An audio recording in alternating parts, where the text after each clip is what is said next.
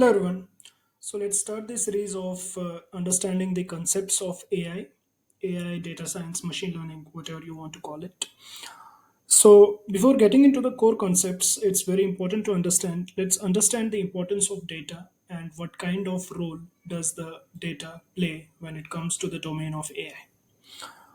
So data is everywhere, especially in today's business. Data is mined everywhere. Data is important for every business. So data is kind of everywhere. But just the presence of data is not sufficient for any business. Is not sufficient for any organization. So data, if it's random, it does not make any sense. So to for the data to make sense for why okay, first let's understand why data matters. So data matters so that informed and business decisions can be performed after a certain analysis. So based on the data, you can do some kind of analysis of what the market needs are, or what kind of product can fit into the market. So based on that analytics, you can save a lot of money for the company, a lot of money for the business, and that's where the data plays a pivotal role. Now, let's say the data is accessed by the company, data is present for the company. To make those informed decisions, data should be presented in a certain way before a decision can be made. So it's important that the data be categorized. So this is where the data categorization comes into play. A random data does not make any sense. It has to be categorized.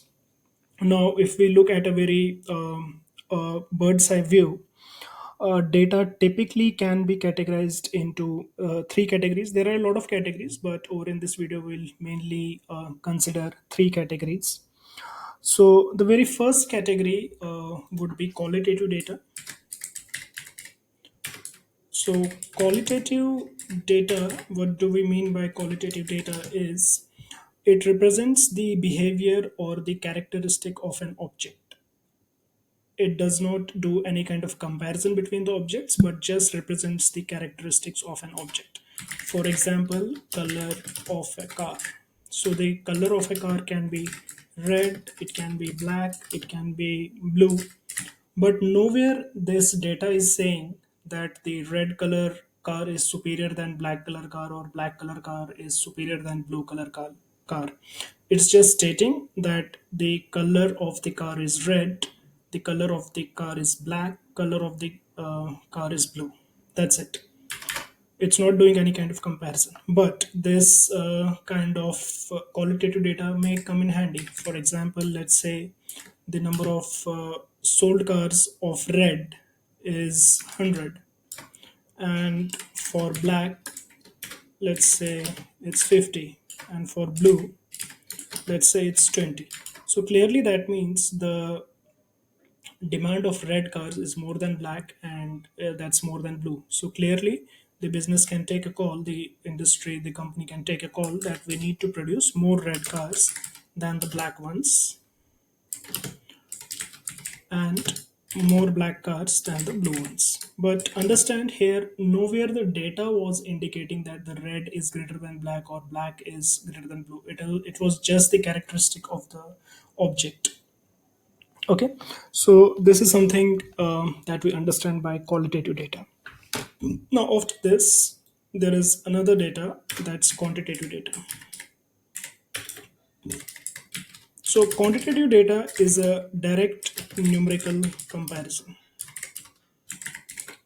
So, for example, a few examples that I can give you over on this one would be age, height, or let's say age could be there, height could be there, maybe weight of the person.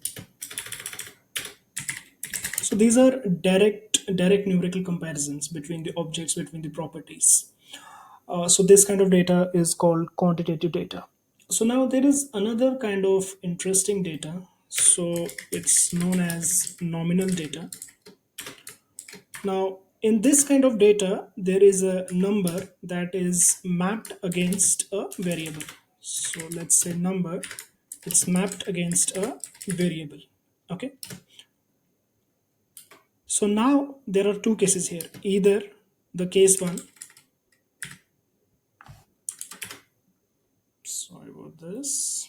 So let's say the case number one is this number indicates anything.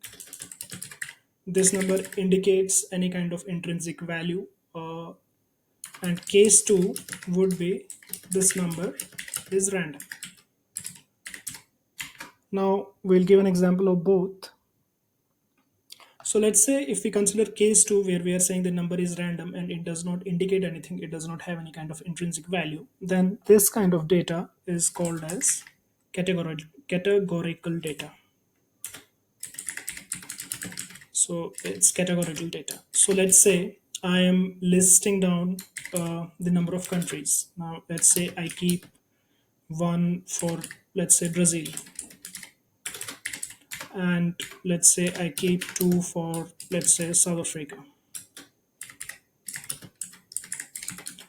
Now, here by giving any kind of number, I keep three for some other country, four for some other country. Now, this is just the list of countries, and I'm just giving the number to it for the sake of convenience. It doesn't indicate anywhere that one is greater than two or two is greater than three, right? It doesn't indicate it anywhere. It's just a numeric mapping against a variable. The variable is the name of the country for my own convenience. Now, this kind of data is called categorical data. Now, if we consider case 1, where the number indicates anything, now that kind of data is called ordinal data. Now, let's say we are giving a rating to a movie. So, let's say movie 1, we have given a rating of 1. Movie 2, we have given a rating of 2. Movie 3, we have given a rating of, let's say, 5. So this number 5 is mapped against this 2 number is mapped against this, and this 1 number is mapped against this. But here clearly it indicates 5 rated movie is better than 2 rated movie and is better than 1 rated movie. So here it denotes the ratings, which is clearly indicating that the number is carrying an intrinsic value, and it means one number, a variable mapping to a one number, is clearly better than the variable mapping to the another number. So now this kind of data is called as ordinal data. Now there are many other kinds of data as well. I have written an explanatory blog over it. So you have something called as interval data, ratio data, structured data, unstructured data, semi-structured data, primary data, secondary data, cross-sectional data, time series data, operational data, analytical data. But if you're just getting started up, I would suggest stick to these kind of data types. It would be helpful to understand the basic categorization of data types. And if you want to go through the other data types, I have written an explanatory blog over here. I will just put the link in the description here. Great. If there are any comments, just write down in. If there are any comments or any queries, any questions, just write down in the comment section, and I will see you next time in the next video. Keep subscribe and keep supporting and do subscribe. Thank you.